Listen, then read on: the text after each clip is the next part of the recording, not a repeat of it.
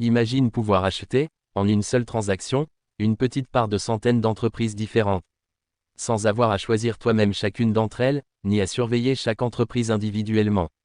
Ça paraît compliqué, ça paraît réservé aux experts. Et pourtant, ce produit existe, et il est accessible à presque tout le monde. On l'appelle un ETF. C'est un panier qui regroupe plusieurs actifs, souvent des actions de nombreuses entreprises différentes.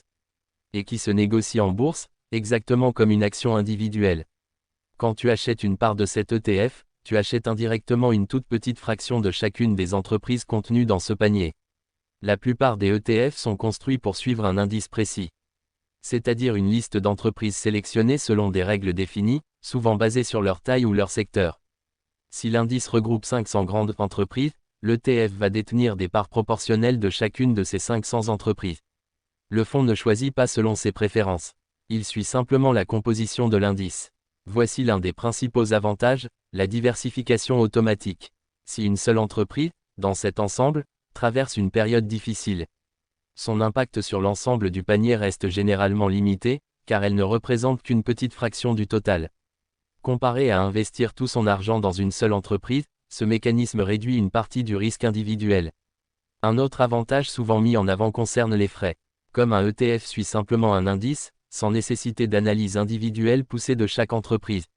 Sa gestion est généralement moins coûteuse que celle d'un fonds où des gestionnaires choisissent activement chaque investissement. Sur de longues durées, cette différence de frais peut avoir un impact significatif sur le résultat final. Un ETF ne protège pas contre une baisse générale du marché. Si l'ensemble des entreprises de l'indice traverse une période difficile, l'ETF suit cette baisse, sans intervention pour l'éviter. La diversification réduit le risque individuel, mais ne supprime pas le risque global du marché suivi.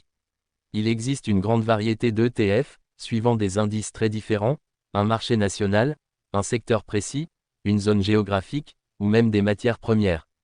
Certains sont très larges et diversifiés, d'autres beaucoup plus concentrés sur un thème spécifique.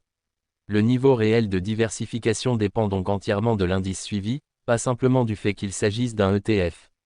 Ce type de produit a gagné énormément en popularité ces dernières décennies. Notamment parce qu'il permet à des investisseurs particuliers d'accéder à une diversification qui, auparavant, nécessitait davantage de moyens et de connaissances.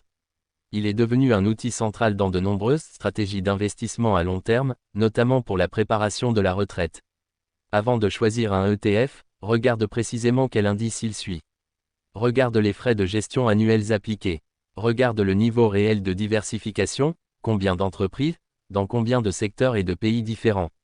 Ces informations sont généralement disponibles publiquement dans la fiche officielle du produit. Ceux qui comprennent le fonctionnement réel des ETF ne les voient plus comme un produit magique sans risque.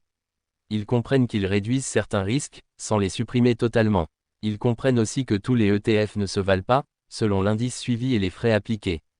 Cette compréhension permet de choisir un produit réellement adapté à ses objectifs, plutôt que de suivre uniquement une tendance populaire. Alors la prochaine fois que tu entends parler d'un ETF, ne te dis pas simplement, c'est un produit à la mode. Demande-toi, quel indice suit-il exactement? Quel est le niveau de frais? Et est-ce que sa diversification correspond vraiment à mes objectifs? Parce qu'un ETF peut être un outil puissant, à condition de comprendre précisément ce qu'il contient réellement. Si tu veux comprendre encore plus de mécanismes cachés de la finance, abonne-toi. La suite arrive.